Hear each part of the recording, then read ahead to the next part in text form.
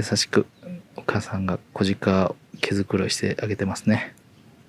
まるであれですね、怖がらなくても大丈夫っていう感じでね。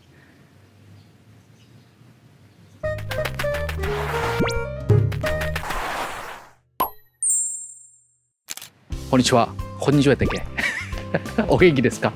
写真家のカズトです。皆さん、今日もいい写真撮ってますでしょうか？今日はですね、こちら後ろ分かりますか？奈良公園の中である大きなね池がありますけど、これ浮見堂というところに来てます。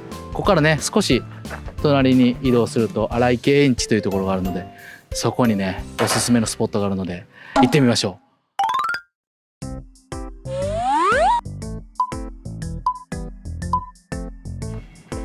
あら綺麗な、この青空が映ってくるのもねすごいいいねんけど、昼間はちょっと光当たりすぎて反射も薄いな。めっちゃ綺麗ね今日天気がほんまに。ちゃんと鷺池というね池の名前もありますから。普段なんかボートとかいっぱい乗ってあるけど、やっぱ暑すぎてさすがにおらんね。カップルがね楽しそうに乗ってますわ。ここも秋になるとここら辺のもみじがすっごい綺麗になるから、早朝とかねこの浮見堂バックで紅葉と撮ってる写真も多いね。こんな写真よ、こんな写真で、こちらお隣さんすぐ横にあるのがね荒池園地というところなので、ちょっと行ってみましょう。で僕ね意外とマンホールマニアじゃないねんけど、奈良公園の中で好きなマンホールがあるんですよ。さあそのマンホール、ここでクエスチョンさあそのマンホールにはどんな絵が描かれてるでしょう。2択で。1、大仏さんの絵が描かれてる。2、もちろん奈良の鹿の絵が描かれてる。さあこれどっち？もう答えはねもうすぐそこにあるから、今もうすぐそこにある。行ってみようか。正解こちら、2番のなんと鹿さんの絵が描かれてんのよね。でまたこのマンホールさ、ちょっと色ついてんのも可愛くない？鹿のとこだけちゃんと茶色になってたり、まるでねなんか葉っぱも緑に塗られてんのかなと思ったけど、これほんまの葉っぱやからねこれね。ここら辺も枝もちょっと鹿と同じ茶色に塗られてるね。このマンホール僕好きやねなんか知らんけど雨上がりの日さ、もっとテカっててすごいいい感じ。さあここも鹿たちがのびのびとね過ごす場所なんですけど、荒池園地というね、荒池という池があちらにあるんやけど、鹿が全くおりません。さあここで皆さんお待ちかね、私が好きなスポット見えてきましたよ。まっすぐ道を見てね、すごい綺麗な芝が広がってます。そこじゃないの、見てほしいのは左側見て、ちょっと木々が縦にいっぱい並んでませんか？その中に鹿ちゃんがいるの分かります？いるかな？ここ南京ハゼの森がねあって、このエリアは人が入れないエリアやねん。でもここでなんか小鹿たちがなんか安心してね遊んでる絵がね見られんねんけど、鹿おる？あー、鹿ちゃんが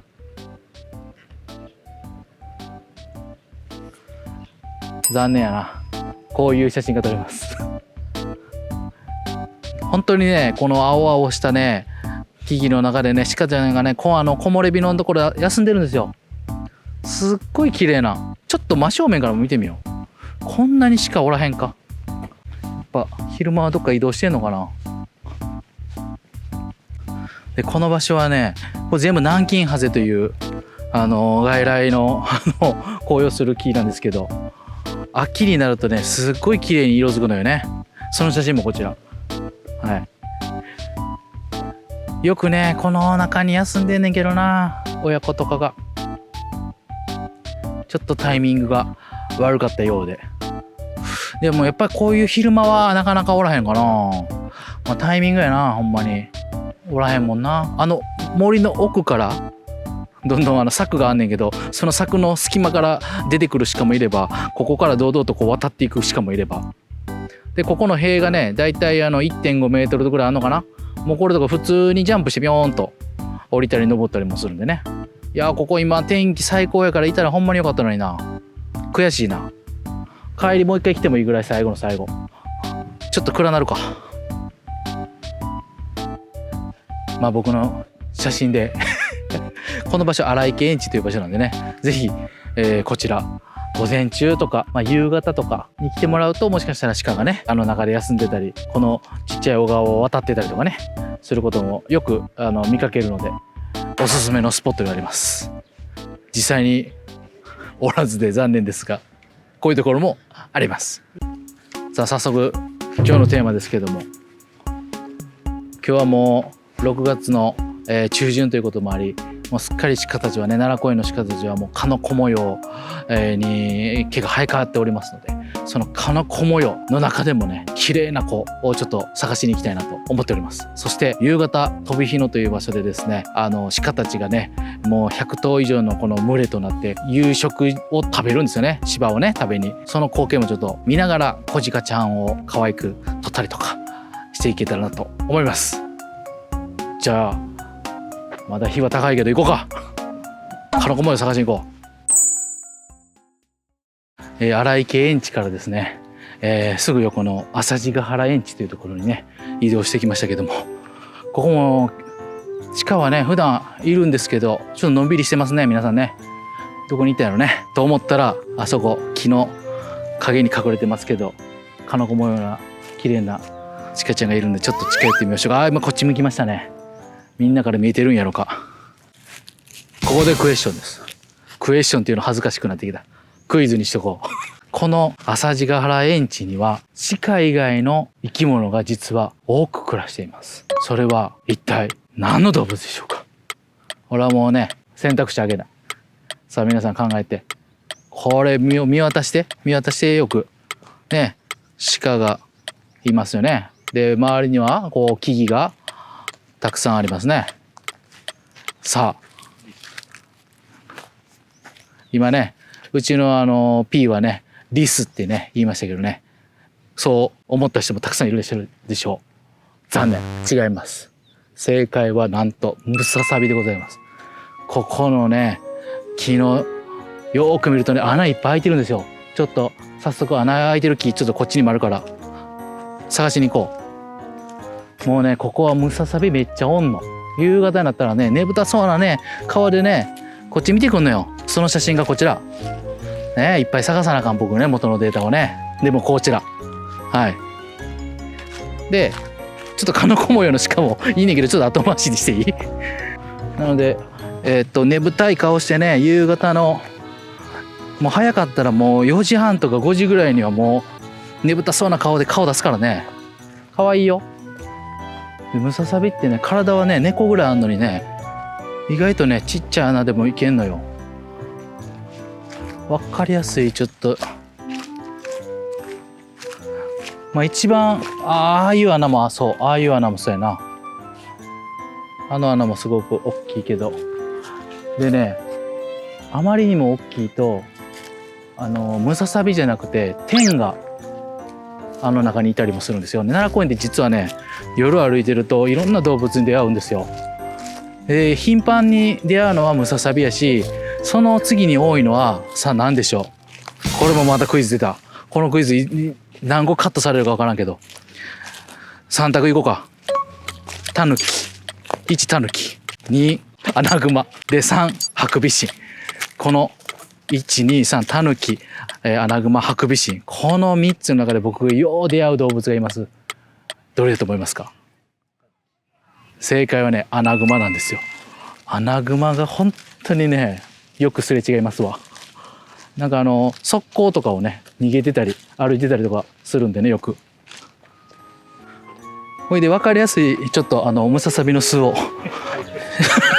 紹介しますもうすぐそこやねここのね樹洞は分かりやすいよ。ちょっと下から見てください。ほら綺麗な穴が開いてる。わかる？下向きに穴開いてるやん。あ、ここからもう普通に顔出してたね。その写真はこれやな。あんな感じでね、ねぶたそうな顔でね見てて、で夜の奈良公園をこう歩いてるとどんぐりがいっぱい上から落ちてくるのよ。でなんかなリスかなと思ったらもう全部ムササビがどんぐりのね美味しいところだけを食べて皮をポロポロ落としてくるみたいな、そういう光景もよく見られますんで、はい、正解はなのでムササビでした。さあ本題に行こうか。かのこ模様いくよ。もう今ではね、鹿園では小鹿がたくさん生まれているんですけど、実はこの奈良公園鹿園の外でもね小鹿が生まれてるんですよね。見てください、遠く今お母さんの後ろついていってるの分かりますか？小鹿ちゃんだけちょっと映ったかな。であえて小鹿を見かけてもねすぐテンション上がってね追いかけたくなる気持ちは分かるんですけど、遠くからね優しく見守ってあげましょうね。まあちょっと映像としてはちっちゃすぎるので、もう少し今50メートルぐらい離れてるんで、よいしょ。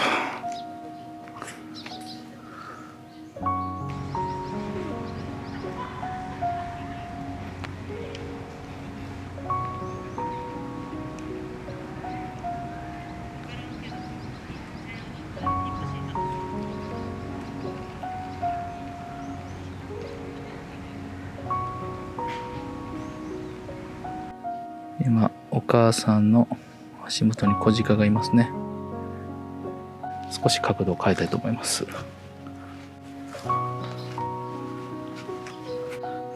ああやってですねお母さんは小鹿を守るんですね。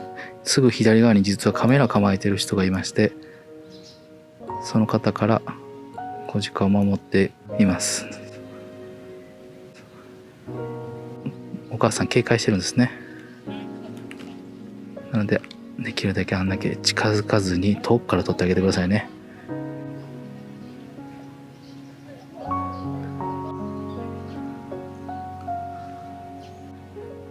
優しくお母さんが小鹿を毛づくろいしてあげてますね。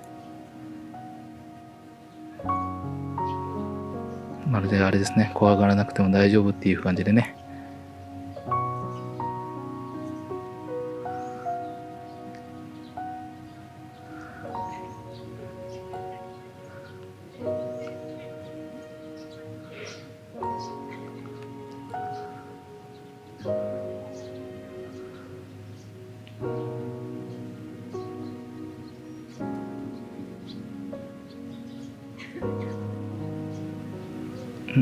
あ、おっぱい飲みました。こ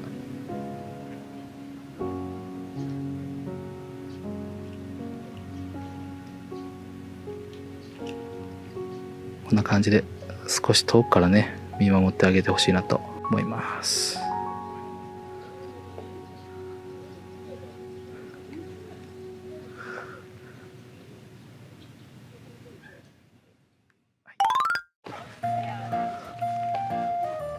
もうすっかり6月のやっぱり、撮影日は今10何倍だっけ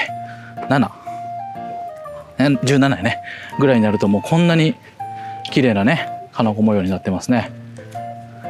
もうパッと見はね土曜日に撮ってるんですけど、観光客の人もちらほらいますけど、もう日本人がいないね。もう全部海外の方かな。あ、オスジカ発見です。角クイズ5が実はあそこの木陰でですね、まだ若いんですけどオスジカが休んでおります。さあここで問題です。オスジカの角にはある秘密があります。さあそれはどんな秘密でしょうか。2択でお答えください。まず1個目、実は角はふわふわな毛が生えているそして2つ目は実は角はもうトゲだらけである。さあどっちやろうねこれ。ちょっと今ね鹿せめもらってますね。その正解をちょっと今から見に行きましょう。そうそう、もうこの両方ともね、これオスが今ちょうどいいわ2頭いるんですけど、両方オスなんですけど角の長さが違うんですよね。これは年齢とか成長に個体差があるんですけど、両方とも角は今夏の間は袋角と言います。さあ正解なんですけど、実は一番の毛の周りには産毛が生えてます。それをちょっとねこの望遠レンズで撮ろうと思います。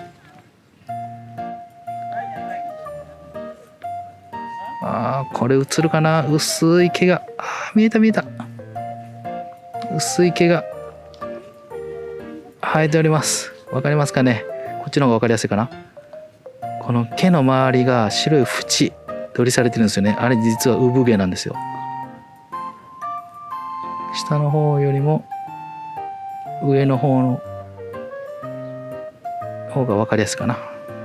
これ実はこの角には血管が通ってるんですよね。なので実際まだ神経も通ってるので、オスジカはこの時期角触られるの嫌がるんですよね。でもこの8月のお盆過ぎぐらいからですね、どんどん今根元も少しずつ硬くなっていってるんですけど、中の血管が固まって角化が起こりまして、どんどん硬くなっていくんでね。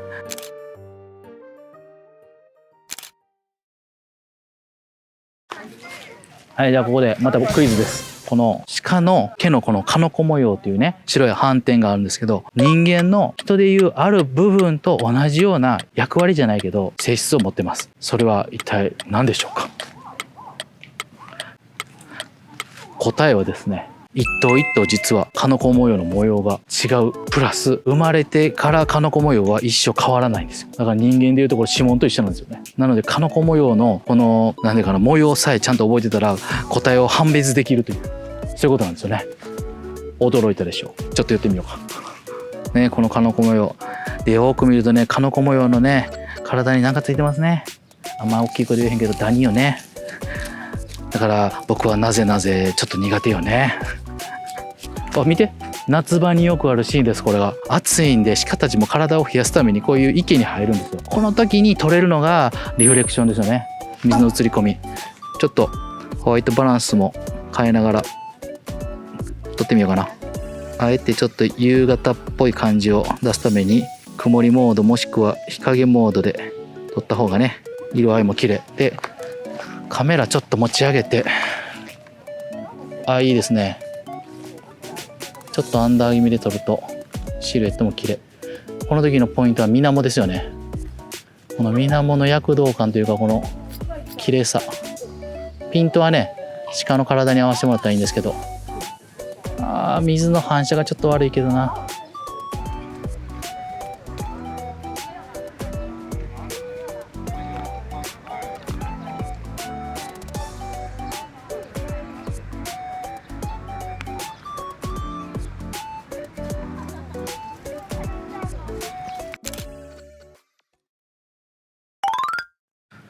この子がねまだ1歳ぐらいだと思うんですけど、綺麗なカノコ模様してますね。でカノコ模様を撮るときはできればね、この周りの芝が映らないように画面いっぱいでね撮れるとカノコ模様の魅力が伝えられるんじゃないかなと思いますので、皆さんもぜひこの6月7月8月までかな、綺麗なカノコ模様ね見に奈良公園までお越しいただけるといいかなと思います。それでは皆さん、夏の奈良公園引き続き楽しんでください。ごきげんよう。